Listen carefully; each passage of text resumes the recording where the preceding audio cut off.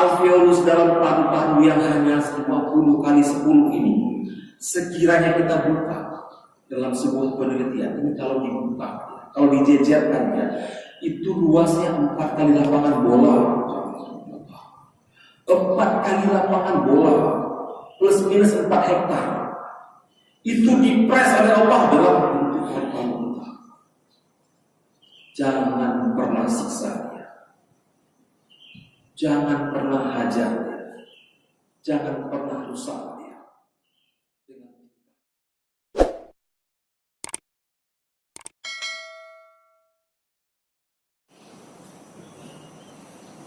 Bismillahirrahmanirrahim. Assalamualaikum warahmatullahi wabarakatuh. Alhamdulillahirabbil alamin. Wassalatu wassalamu ala asyrofil anbiya'i wal mursalin wa ala alihi wa ashabihi ajma'in. Asyhadu an la ilaha illallah wahdahu la syarika lah wa asyhadu anna Muhammadan abduhu wa rasuluh la nabiyya ba'dahu. Sidang yang bersyukur kepada Allah. Alhamdulillah, Allah sempatkan kita untuk meringankan langkah ke tempat yang mulia ini dengan satu tujuan, dengan satu niat, insyaallah meraih ridha Allah, menggapai ampunan Allah yang tersaji dan terindah dalam sholat subuh berjamaah. Semoga sholat subuh yang kita laksanakan ini insyaallah Allah istiqomahkan kita sampai nanti ajal berpisah dengan badan kita. Tidak kurang dari 4 atau 3 hari ke depan, kalau hari Kamis, Minggu, Senin, insyaallah bila Allah mentakdirkan kita bertemu dengan bulan yang sangat agung nanti, kita sudah memasuki bulan suci Ramadan. Dan kita minta kepada Allah agar kita kiranya yang di ruangan yang berbahagia ini, di rumah yang agung ini, disempatkan untuk dapat bertemu dengan bulan suci tersebut dan disempatkan untuk menyelesaikan paket 1 bulan dulu. Insyaallah, karena tidak ada yang tahu jamaah yang berbahagia, apakah kita di ruangan berbahagia ini mampu untuk bertemu dengan bulan yang agung tersebut atau mampu menyelesaikan bulan tersebut. Karena banyak dari teman kita, sahabat kita, saudara kita, kenalan kita yang hari ini, yang tahun ini sudah tidak bersama lagi dengan kita. Jamaah subuh dari Allah, di kesempatan berbahagia ini, karena momentumnya Ramadan, kami akan menyampaikan tentang Ramadan, tapi bukan dari sisi hukum. Ya, jadi kita tidak membahas Ramadan ini dalam konteks hukumnya seperti apa, makruhnya, hukumnya, sunnahnya, yang batasannya. Itu ada ustaz yang punya kafah yang membahasnya. Kami yakin jamaah yang hadir di ruangan berbahagia ini sudah punya referensi yang kuat hal itu. Namun ada satu hal yang ingin coba kita kaji dalam waktu yang sangat terbatas ini. Mudah-mudahan waktu kita cukup dan insya Allah kita akan sampai pada satu kesimpulan yang sama. Jamaah yang dirahmati Allah, tiap kali menjelang Ramadan, tiap kali menjelang bulan suci, terkadang kita hampir di sebahagian kita hampir tidak menemukan apa-apa, hampir tidak mendapatkan apa-apa dalam bulan tersebut. Kalau dalam sebuah perjalanan, kita ibaratkan dalam sebuah perjalanan, yang paling diharapkan dari sebuah perjalanan adalah kesan, sesuatu yang membekas. Jemaah yang dirahmati Allah tentu punya kampung halaman masing-masing. Entah itu di Banda Aceh, entah itu di Medan, entah itu di Pulau Jawa, ataupun yang sudah pergi umroh, pergi haji, tentu ada kesan yang dibawa, ada kenangan yang tinggal dalam hati kita, ada kejadian yang awet dalam memori, dan itu kita ceritakan berulang. Tidak hanya pada teman, saudara, tapi pada anak dan cucu kita kisahkan itu berulang-ulang. Ramadan yang diibaratkan sebagai sebuah perjalanan setiap tahun, apa yang kita kisahkan? Apa yang bisa kita ceritakan? Jangankan untuk orang lain, untuk diri sendiri, Untuk pribadi sendiri terkadang kita gampang menceritakan apa yang sudah saya dapat dari sekian puluh kali saya melaksanakan ibadah. Nah, konteksnya kita tidak bicara ibadah. Kita akan membahas yang dilupakan atau yang terlupakan, yaitu apa? Sehat. Sehat. Karena sejatinya Rasulullah sudah mengklaim, Rasulullah sudah menyatakan bahwa manusia, hadis yang diriwayatkan oleh Abu Bukhari dan Ibnu Abbas nomor hadis 6402, di situ Rasulullah sudah memvonis bahwa manusia, kebanyakan kita itu terperdaya, tertipu oleh dua hal. Nikmat yang sangat menipu kita, nikmat yang fata morgana yang hari ini kita hamburkan, kita buang-buang, tidak kita manfaatkan, tidak kita kelola dengan baik manajemennya, cuma dua: sehat dan waktu. Sehat dan waktu. Ini yang hari ini kita hamburkan dengan luar biasa, vulgar. Kajian ini kita kunci di sehat, karena waktu luang panjang. Sehat. Saya sependapat, saya yakin Bapak Ibu sependapat dengan saya, dengan kami. Kita merasakan enaknya mata saat apa? Saat kita sakit mata. Atau bagi bapak-bapak sudah berkacamata, sudah punya alat bantu seperti saya, itu baru menikmati nikmatnya mata saat kacamata itu terlepas. Nikmat sekali. Nikmatnya gigi saat kita sakit gigi. Nikmatnya jari saat jari ini patah atau terkilir. Nikmatnya kaki saat kaki terkilir, patah, luka, dan sebagainya.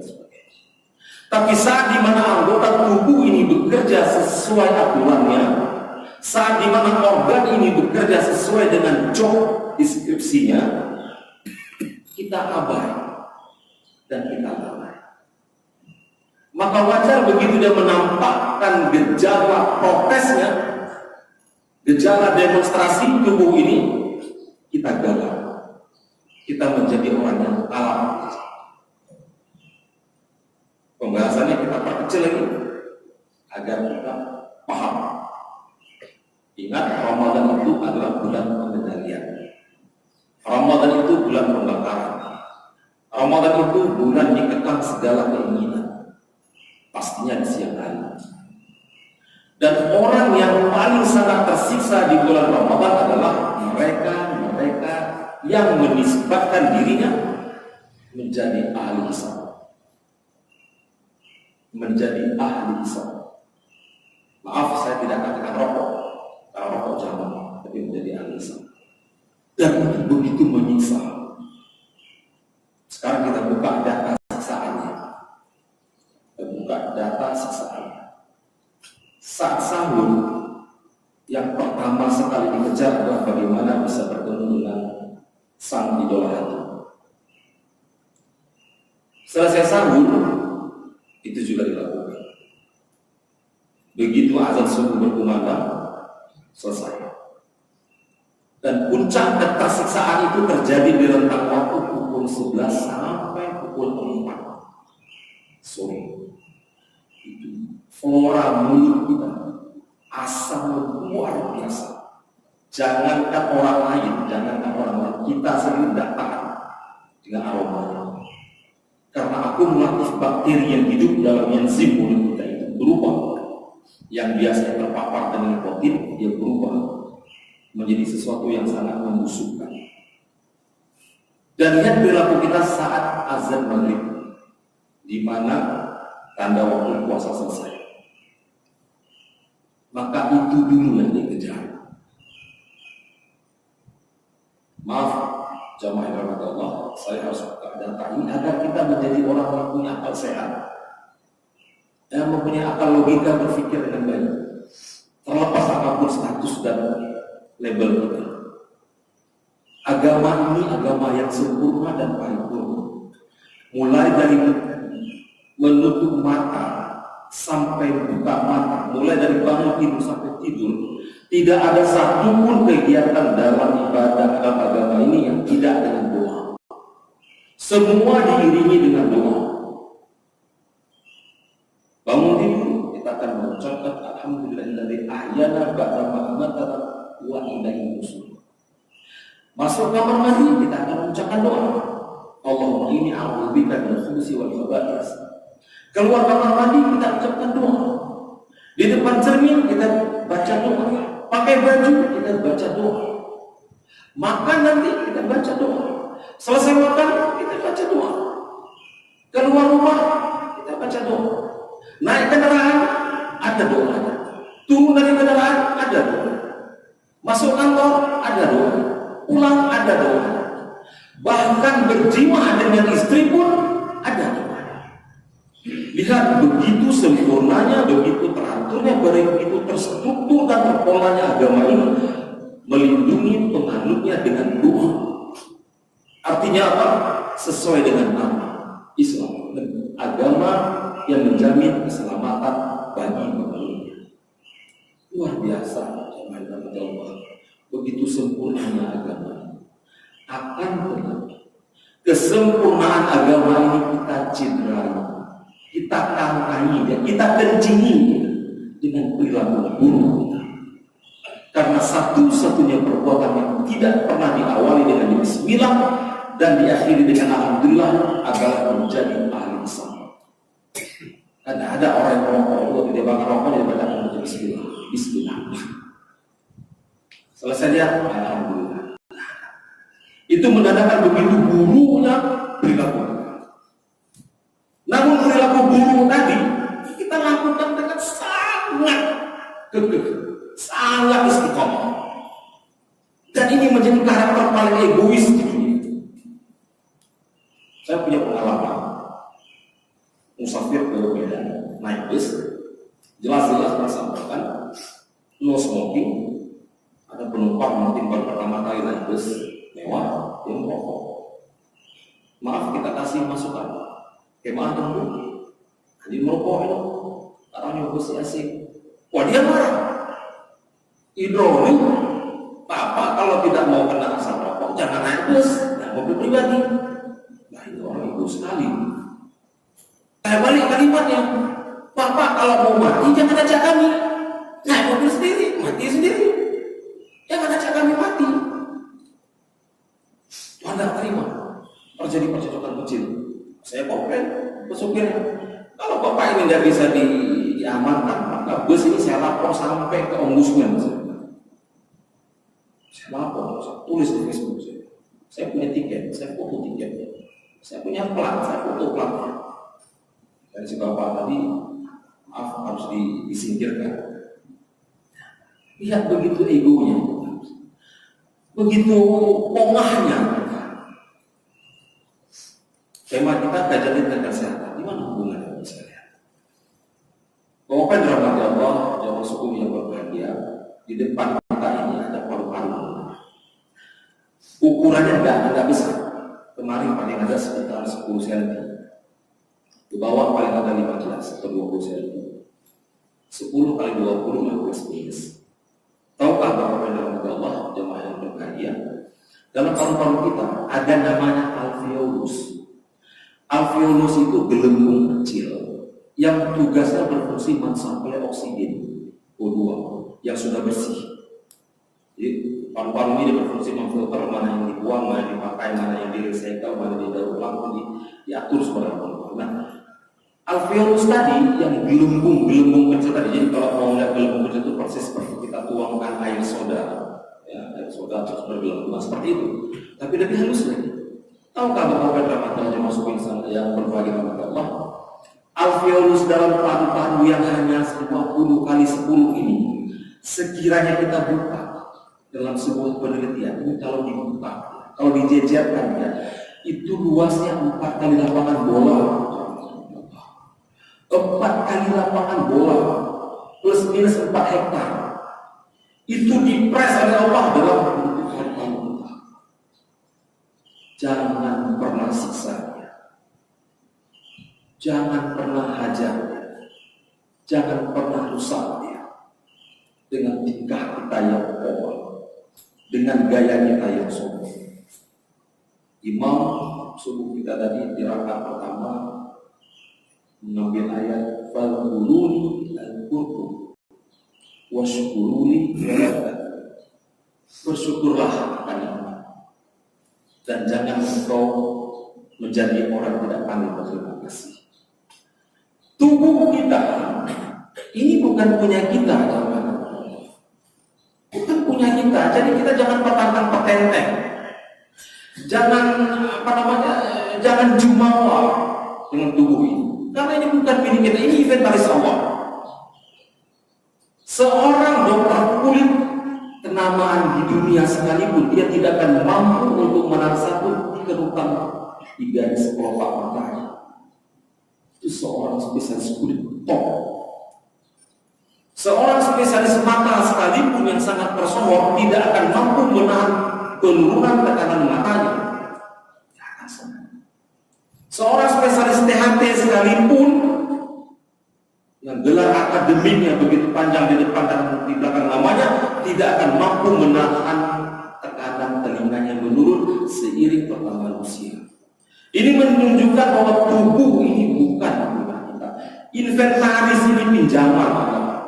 Kalau bapak-bapak yang hari ini bekerja di instansi pemerintah, kalau diberi barang inventaris, maka tugas kita itu cuma satu, mengawalnya, merawatnya, bukan mengeditnya, bukan berakrobatik untuk mengotak-atik inventaris tersebut. Karena begitu dalam tim auditor di akhir tahun dan dia bertanya mana inventarisnya, yang kita sajikan inventarisnya diberikan di awal dengan baik, dengan mulus, tiba-tiba di akhir perjalanan dia menjadi sesuatu yang compang camping, maka sungguh nilai kita jatuh. Begitu juga dengan tubuh kita.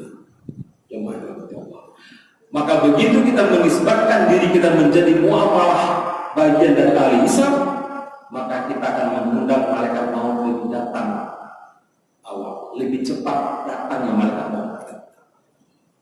Ada ungkapan begini, tapi sama aja Pak, menjadi ahli hisab dengan tidak menjadi ahli hisab ujung-ujungnya mati. Ya, kalau konteks itu benar, itu tidak akan perlu diperselisihkan, tidak ada khilafiyah di situ. Menjadi ahli hisab dan tidak menjadi ahli hisab ujung-ujungnya mati. Persoalannya rumit mana matinya seorang ahli hisab dan tidak menjadi ahli hisab. Jauh lebih sengsara matinya menjadi ahli hisab. Diawali dengan batuk yang tak kunjung reda, diikuti dengan mulut yang bau yang luar biasa, terus disambung dengan penyakit yang terus menjadi sahabatnya. Maka perhatikan Bapak yang dirahmati Allah, kalau Bapak pergi konsul ke dokter, pertanyaan seorang dokter itu pertama kali apa? Dia tidak nanya apakah Bapak ini stres, apakah Bapak ada tidur malam, apakah Bapak makan cukup, apakah Bapak minumnya pas. Tidak. Sang dokter tidak pernah tanya itu. Dia akan bertanya, apakah Bapak merokok? Perhatikan pertanyaan. Padahal kita sakit rematik, kita kolesterol, kita sakit lambung.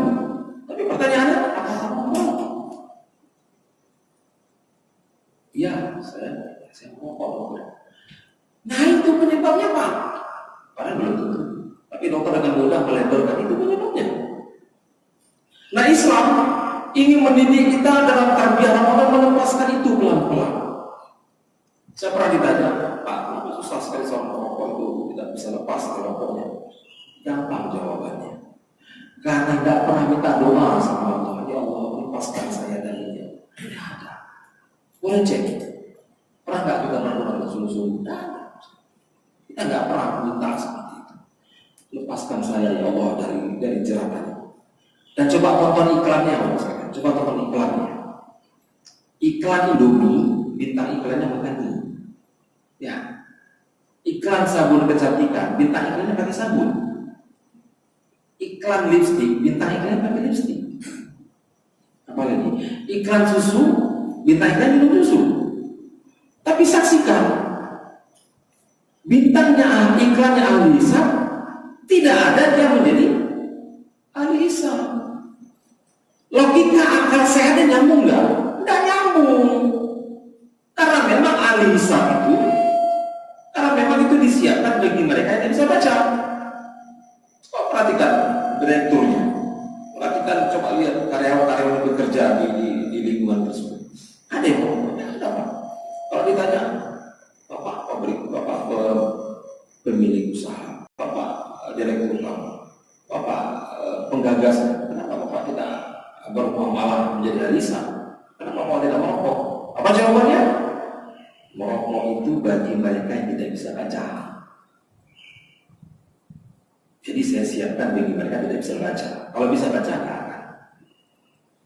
Ini dilema. Ini pertaruhan. Karena apa? Jamaah yang rahmati Allah, ikhtanim khamsan qabla khamsin.